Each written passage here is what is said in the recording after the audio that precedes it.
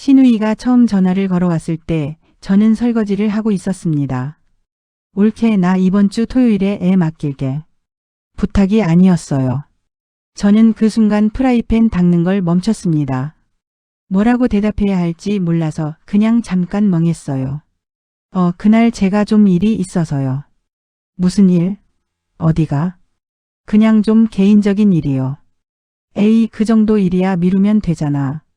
올케는 집에 있잖아. 집에 있으면 아무것도 아닌 사람이 되는 건지. 집에 있으면 누구의 부탁도 다 들어줘야 하는 건지. 집에 있다는 게 언제부터 이렇게 만만한 말이 된 건지. 그게 시작이었습니다. 그 전화 한 통이 3년의 시작이었어요. 그리고 그 3년이 끝난 날 문을 닫은 건 제가 아니었습니다. 시어머니였습니다. 1단계 YOU 작은 행복 그리고 균열의 씨앗. 저는 이정은입니다. 올해로 38. 결혼한 지 5년 됐고요. 남편 박재우는 저랑 동갑이에요. 중견건설회사에 다니고 있고 성실하고 무뚝뚝한 사람입니다. 나쁜 남편은 아니에요. 다만 가족 문제 앞에서는 아주 조금 눈을 감는 버릇이 있습니다. 그 버릇이 얼마나 큰 문제였는지 알게 되지만 그때는 몰랐어요. 우리 부부가 시부모님 댁에 합가를 하게 된 건 결혼 2년 차 때였습니다. 시아버지가 갑자기 쓰러지셨어요. 뇌경색이었습니다. 다행히 크게 후유증은 없었지만 혼자 거동하시기가 어려워졌어요. 시어머니 혼자서 시아버지를 돌보기에는 체력적으로 무리가 있었고 우리가 옆에 있어드리는 게 좋겠다 싶어서 이사를 결정했습니다. 제 의사도 있었어요. 시어머니 박점순 여사는 처음부터 저한테 잘해주셨어요. 시아버지 박강민 씨는 말씀이 많지 않으셨어요. 시부모님이 계신 2층짜리 주택. 불편한 것들이 없지는 않았어요. 아침마다 주방 타이밍을 맞춰야 했고 어머니 요리 스타일이랑 제 스타일이 달라서 눈치가 보일 때도 있었습니다. 근데 그 정도는 감당할 수 있었어요. 살만했습니다. 적어도 신우이가 등장하기 전까지는. 신우이 박지연은 우리 남편보다 3살 위입니다. 42살. 남편이 있고 아이가 둘 있었는데 첫째가 7살, 둘째가 3살이었습니다. 처음에는 그냥 평범한 신우이였어요. 저는 신우이를 좋아하지도 싫어하지도 않았어요. 그냥 남편의 누나. 어쩌다 보면 얼굴 보는 사람. 그 사람이 제 삶에 이렇게 깊이 파고들게 될 줄은 그 첫 번째 전화를 받기 전까지는 몰랐습니다. 합가한 지 6달쯤 지났을 때였어요. 신우이에게서 전화가 왔습니다. 올케 나 이번 주 토요일에 애 맡길게. 그 전화였습니다. 저는 그날 개인적인 약속이 있었어요. 오랜만에 대학 친구들이랑 점심을 먹기로 했거든요. 그날 제가 좀 일이 있어서요. 그랬더니 돌아온 말이 그거였습니다. 에이, 그 정도 일이야 미루면 되잖아. 올케는 집에 있잖아. 저는 전화를 끊고 나서 한참 서 있었습니다. 기분이 이상했어요. 화가 나기도 했고 황당하기도 했어요. 이 사람이 앞으로 이런 식으로 대할 것 같다는 느낌. 그 느낌이 틀리지 않았습니다. 2단계 NED 갑질은 조용히 그리고 빠르게. 토요일에 신우이가 왔습니다. 아이 둘을 데리고. 짐도 제법 있었어요. 기저귀, 옷까지, 장난감. 마치 며칠 맡기러 온 것처럼. 저는 그 약속을 결국 취소했어요. 친구들한테 미안하다고 연락했습니다. 집안 사정이 생겼다고. 친구들은 괜찮다고 했지만 저는 괜찮지 않았습니다. 신우이는 왔다가 저녁 6시쯤 아이들을 데려갔어요. 가면서 한 말이 이거였습니다. 올케 수고했어.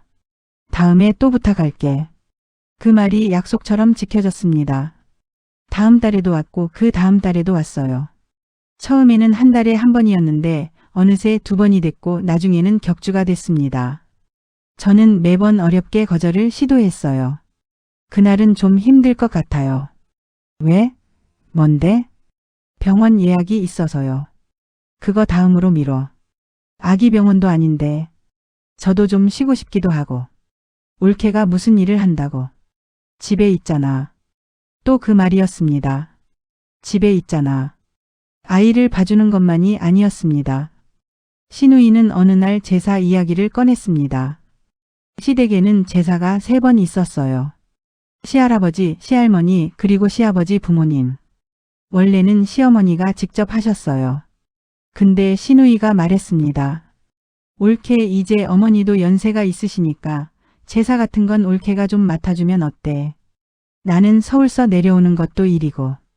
저는 그 말을 듣고 속이 뒤집혔습니다. 서울에서 내려오는 게 일이라고요? 저는 이 집에서 매일 생활하면서 시부모님 밥도 챙기고 집 청소도 하고 빨래도 돌리고 있는데 그게 일이 아닌 건가요? 저는 그날 남편한테 말했어요. 오빠 형님이 제사를 저한테 맡기겠다고 하던데 남편이 뭐라고 했는지 아세요? 그래? 어머니는 뭐라고 하셨어? 어머니는 뭐라고 하셨어? 본인 의견은 없었습니다. 어머니 반응이 먼저였어요. 저는 더 이상 말을 잇지 않았습니다. 제사는 제가 맡게 됐습니다. 시어머니가 강요하신 건 아니에요. 어머니는 오히려 미안해 하셨어요. 정은아, 내가 힘들면 안 해도 돼. 내가 할게. 아니에요, 어머니. 제가 할게요. 제가 그렇게 말했습니다. 왜 그랬을까요? 어머니가 고생하시는 게 싫었고 신우이한테 지기 싫었고 그리고 솔직히는 이 집에서 내 자리를 지키고 싶었습니다. 며느리 노릇을 제대로 하면 뭔가가 달라질 것 같았어요. 아무것도 달라지지 않았습니다. 신우이는 제가 제사를 맡자 더 당연하게 굴기 시작했어요. 올케가 제사 잘 지내더라. 역시 올케야. 당신이 그 역할을 맡는 게 맞다는 선언이었어요. 3단계 지오돈 이야기가 나왔다. 그리고 그 일이 일어난 건 합가한 지 2년이 지났을 때였습니다. 신우이한테서 카카오톡이 왔어요. 올케, 나 요즘 좀 빠듯한데. 부모님한테 말씀드리기 좀 그렇고. 올케가 같이 사니까 생활비도 절약되잖아. 나 100만 원만 빌려줘. 다음 달에 줄게. 저는 핸드폰을 내려놓고 한참을 생각했습니다. 빌려줘야 하나? 안 빌려줘야 하나? 다음 달에 준다고 하는데 믿을 수 있나? 안 빌려주면 어떻게 될까? 빌려주면 또 달라고 할까? 빌려주면 이게 또 당연한 일이 되는 건 아닐까? 저는 남편한테 보여줬어요. 그 카카오톡을. 남편이 뭐라고 했는지 아세요? 누나가 많이 힘든가 봐. 빌려줘도 되지 않아? 저는 그날 밤 잠을 못 잤습니다.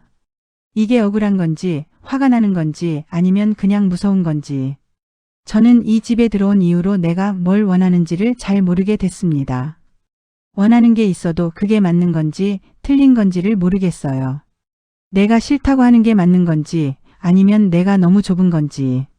내가 예민한 건지 아니면 이게 정말 이상한 건지. 자꾸 그 경계를 잃었습니다. 신우이가 왔다 갈 때마다 또 부탁을 받을 때마다 제가 어디 있는지를 잃었습니다. 저는 100만 원을 빌려줬습니다. 다음 달이 왔습니다. 돈은 오지 않았어요. 한 달이 더 지났습니다. 그래도 오지 않았습니다. 제가 조심스럽게 카카오톡을 보냈어요. 형님, 저번에 빌려드린 거 혹시 기억하세요? 신우이 답장이 왔습니다. 아, 맞다. 올케 미안해. 나 요즘 진짜 빠듯해서. 조금만 더 기다려줘.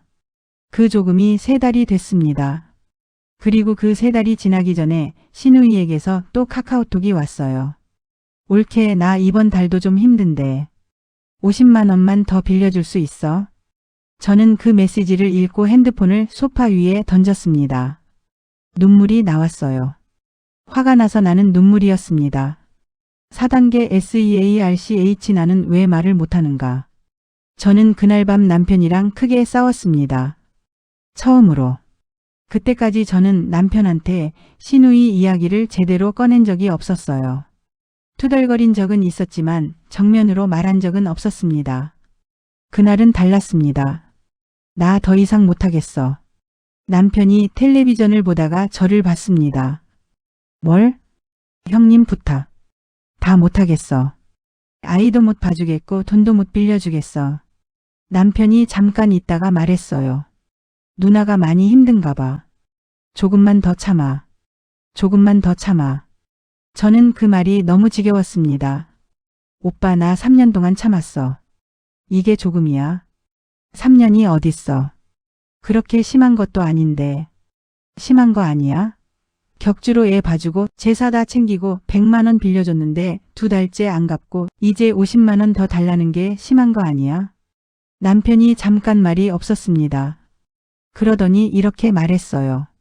당신도 집에 있으니까 어쩔 수 없는 거 아니야. 누나가 부탁할 수 있는 사람이 당신밖에 없잖아.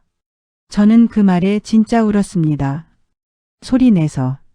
당신도 집에 있으니까. 남편도 같은 말을 하고 있었습니다. 집에 있으면 아무나 부려도 된다는 그 말을. 그날 밤 저는 안방에 누워서 오래 생각했습니다. 내가 왜 말을 못하는 걸까? 처음 전화를 받았을 때 왜 끊지 못했을까? 토요일 약속을 왜 지키지 못했을까? 제사를 왜 떠안았을까? 100만 원을 왜 빌려줬을까? 답은 하나였습니다. 무섭기 때문이었어요.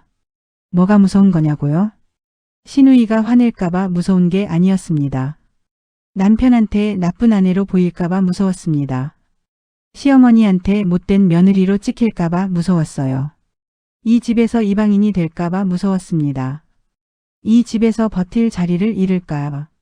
그 두려움이 저를 계속 참게 만들었어요. 근데 참는다고 자리가 생기는 게 아니었습니다. 참을수록 자리는 더 좁아졌어요. 제가 참을수록 시누이는 더 넓게 차지했으니까요. 다음 날 저는 시어머니한테 말했습니다. 용기를 낸 게 아니었어요. 그냥 더 이상 담을 데가 없었습니다. 어머니, 저 좀 힘들어요. 시어머니가 주방에서 저를 봤습니다. 왜, 어디 아파? 아니요. 형님 때문에요. 시어머니 표정이 굳었습니다. 저는 그때 후회했어요. 아, 내가 너무 말을 꺼냈나. 어머니한테 자식 욕을 한 건가? 이게 잘못된 건가? 근데 시어머니가 한 말이 이거였습니다. 나도 봤어. 5단계 FIND 시어머니가 다 보고 있었다. 시어머니는 주방불을 끄고 식탁 앞에 앉으셨습니다. 저도 맞은편에 앉았어요. 어머니는 한참 말씀이 없으셨습니다. 그러더니 천천히 말씀하셨어요. 정은아, 나 바보 아니야. 저는 아무 말도 못했습니다. 지연이가 올 때마다 내 표정 봤어. 전화 받을 때마다 어깨가 처지는 거 봤고. 제사 혼자 다 준비하면서 새벽에 혼자 부엌에 있는 거 봤어. 어머니 목소리가 가라앉아 있었습니다. 근데 내가 먼저 말을 못했어. 내 딸 일이니까. 내가 낳은 자식 일이니까. 며느리한테 자식 편 들지 말라는 말 못하겠더라고. 저는 그 말에 눈물이 나왔습니다. 어머니, 저 힘들었어요. 알아. 다 알아. 어머니가 제 손을 잡으셨어요. 주름지고 거칠어진 손이었습니다. 그 손이 얼마나 따뜻했는지. 그 돈 얘기는 나도 들었어. 내가 빌려줬다는 거. 어머니가 어떻게 아세요? 지연이가 나한테도 빌려달라고 했거든. 내가 거절하니까 너한테 한 거야. 저는 그 말을 듣고 할 말을 잃었습니다. 어머니한테 먼저 빌려달라고 했다가 거절당한 거였어요. 그러니까 저는 어머니도 안 해주는 걸 해준 겁니다. 어머니가 긴 한숨을 쉬셨습니다. 지연이가 원래 저런 애가 아니었어. 저는 조용히 들었습니다. 결혼하고 나서 달라졌어. 남편 쪽이 좀 어렵거든. 경제적으로. 그러니까 친정을 의지하려고 하는 건데 의지하는 것도 정도가 있지. 어머니는 창밖을 잠깐 보셨습니다. 나는 지연이한테 미안한 게 있어. 어릴 때 살림이 어려워서 제대로 못 해줬거든. 그 미안함 때문에 지금까지 다 받아줬는데. 어머니 눈가가 붉어졌습니다. 근데 정은아, 그 미안함을 내가 대신 갚을 이유는 없잖아. 저는 그 말에 한동안 말을 못했습니다. 내가 대신 갚을 이유는 없잖아. 그 말이 제 안에서 오래 울렸어요. 그날 이후 저는 시어머니랑 더 자주 이야기를 나눴습니다. 사소한 것들을 말하기 시작했어요. 오늘 형님한테 연락 왔어요. 다음 주에 애 맡기겠대요. 어머니는 이렇게 말씀하셨어요. 내가 전화할게. 어머니가 직접 시누이한테 전화를 하셨습니다. 저는 그 통화를 듣지 못했어요. 위층에 있었으니까요. 근데 그날 밤 신우이한테서 카카오톡이 왔습니다. 올케 다음 주에는 내가 알아서 할게. 짧은 문자였습니다. 그런데 저는 그 짧은 문자를 보면서 오래 앉아 있었어요. 이게 뭔가 달라지고 있는 건가? 그 느낌이 들었습니다. 6단계 TAK 결정적인 날. 결정적인 일은 그로부터 2달 후에 일어났습니다. 신우이가 예고 없이 집에 왔어요. 토요일 오전이었는데 전화도 없이 초인종을 눌렀습니다. 아이 둘을 데리고. 저는 그날 어머니랑 마트를 가려고 준비하고 있었어요. 외출복까지 다 입고 있었습니다. 문을 열었더니 신우이가 서 있었어요. 올케 나 좀 갑자기 급한 일이 생겼어. 애들 좀 봐줘. 2시간이면 돼. 저는 그 순간 뭔가가 딱 결정됐습니다.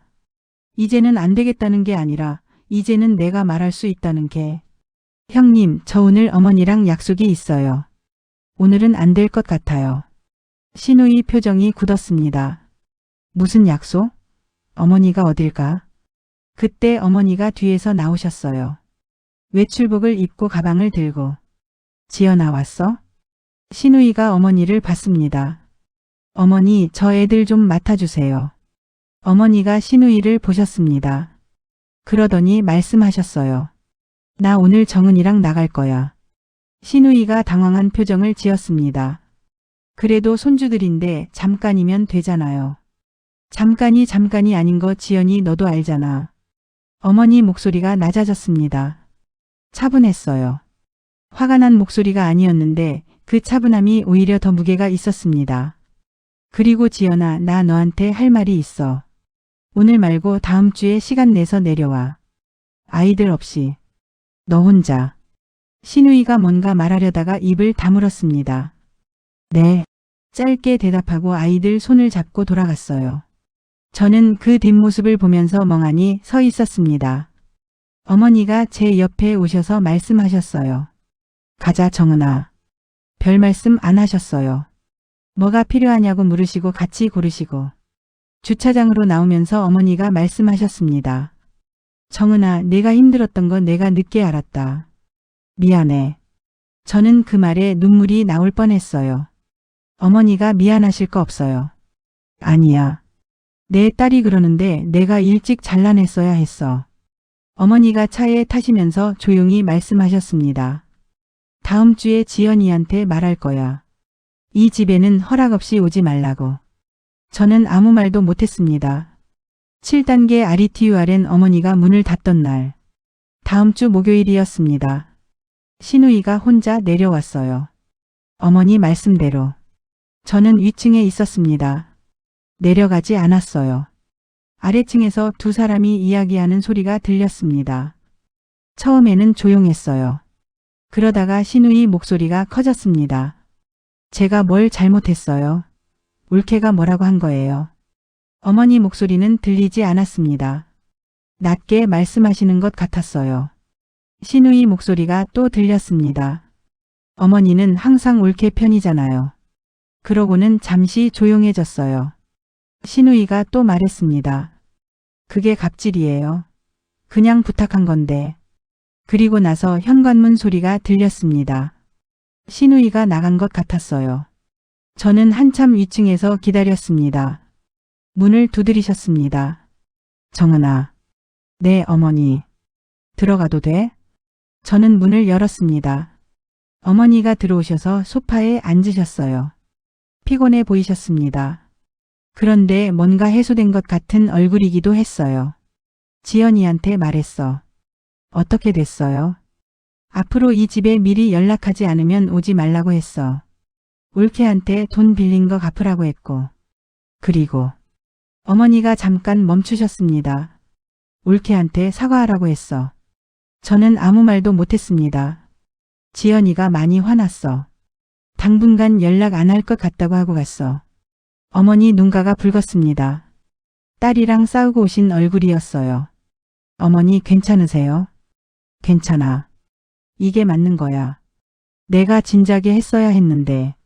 어머니가 창밖을 보시면서 말씀하셨습니다. 정은아, 나 오늘 지연이한테 이런 말 했어. 내가 올케를 이렇게 대하면 이 집에서 올케 자리가 없어진다. 근데 올케 자리가 없어지면 이 집도 없어지는 거야. 재훈이도 없어지는 거고. 저는 그 말을 듣고 눈물이 났습니다. 어머니, 응, 감사해요. 어머니가 제 손을 잡으셨어요. 내가 미안하지 왜 고마워. 그로부터 한 달 후 신우이한테서 카카오톡이 왔습니다. 올케 돈 보냈어. 미안했어. 짧은 문자였습니다. 저는 그 문자를 읽고 오래 앉아 있었어요. 돈보다도 사과보다도. 중요한 건 이미 일어난 일이었으니까요. 어머니가 그 문을 닫으셨다는 것. 그게 전부였습니다. 8단계 CHANG 집이 달라졌다. 그 일이 있고 나서 집이 조용해졌습니다. 신우이는 2달가량 연락이 없었어요. 처음에는 그 조용함이 어색했습니다. 그런데 이상하게 시간이 지날수록 그 조용함이 편안해졌습니다. 제사 준비를 저 혼자 하지 않아도 됐어요. 그 차이가 이렇게 클 줄 몰랐어요. 혼자 하는 것과 같이 하는 것의 차이가. 남편이 달라졌습니다.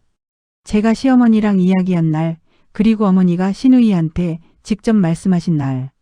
남편은 어머니한테 따로 불려갔어요. 어머니가 아들한테 뭐라고 하셨는지 저는 몰랐습니다. 근데 남편이 그날 저녁에 제 옆에 와서 말했어요. 미안해. 저는 그 말을 듣고 뭐라고 해야 할지 몰랐습니다. 뭐가요? 집에 있다고 당신 편을 못 든 게. 누나 부탁 다 들어주라고 한 게. 남편이 고개를 숙이고 있었습니다. 당신이 집에 있는 게 당연한 게 아닌데. 그걸 내가 당연하게 생각했어. 저는 오래 그 말을 들었습니다. 그리고 말했어요.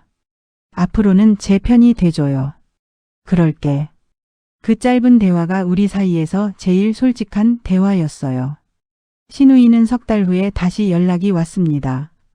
부모님 생신 챙기러 내려오겠다고. 어머니한테 먼저 연락을 했대요. 허락을 받고. 신우이가 내려온 날 저는 위층에서 주방에서 밥을 하고 있었습니다. 신우이가 올라와서 주방문 앞에 섰어요. 올케. 그동안 내가 너무했어. 예전에 저라면 아니에요, 괜찮아요 라고 했을 겁니다. 그 말이 입안에서 나오려고 했는데 저는 삼켰어요. 고마워요 형님. 사과를 받아들였지만 없었던 일로 만들지는 않았어요. 그게 제가 달라진 점이었습니다. 지금은 어떻게 지내냐고요? 신우이는 가끔 옵니다. 전화하고 허락받고. 아이들 봐달라는 말은 더 이상 하지 않아요. 돈 이야기도 꺼내지 않습니다. 제사는 이제 어머니와 제가 같이 준비해요. 저는 여전히 이 집에 삽니다. 시부모님이랑 같이. 달라진 건 제가 이 집에서 당당해졌다는 거예요. 아침에 외출복 입고 나가면서 어머니한테 오늘 친구 만나고 올게요 말할 수 있게 됐습니다. 토요일에 전화가 와도 일이 있으면 일이 있다고 말할 수 있게 됐어요. 그 말 한마디가 이렇게 어려웠는데 이제는 됩니다. 이 이야기를 끝내면서 하나만 말씀드리고 싶어요. 저는 신우이가 나쁜 사람이라고 생각하지 않습니다. 힘든 사람이었어요. 경제적으로도 감정적으로도. 근데 힘들다는 게 다른 사람을 힘들게 해도 된다는 이유가 되진 않아요. 그리고 저는 착한 며느리가 되고 싶었지만 착한 며느리가 되려고 제 자신을 지우는 건 맞지 않다는 걸 배웠습니다. 어머니가 그 문을 닫아주신 게 저한테는 그 말이었어요. 정은아, 내 자리는 여기야. 아무도 빼앗아 가게 두지 않을게. 어머니는 그 말을 직접 하지 않으셨어요. 그냥 문을 닫으셨습니다. 그걸로 충분했습니다. 지금 이 이야기를 듣고 계신 분들 중에 혹시 저 같은 분이 계신가요? 참고 또 참으면서 내가 예민한 건지 의심하고 계신 분.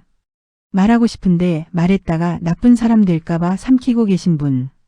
집에 있다는 이유로, 며느리라는 이유로 누군가의 부탁을 다 떠안고 계신 분. 그 짐 혼자 들지 않아도 됩니다. 내 자리는 내가 지켜도 되고 내 편을 내가 들어도 됩니다. 때로는 누군가가 문을 닫아줄 거예요. 아니면 당신이 직접 닫아도 됩니다. 그 문을 닫는다고 해서 나쁜 사람이 되는 게 아닙니다. 그게 내 집이고 내 삶이니까요.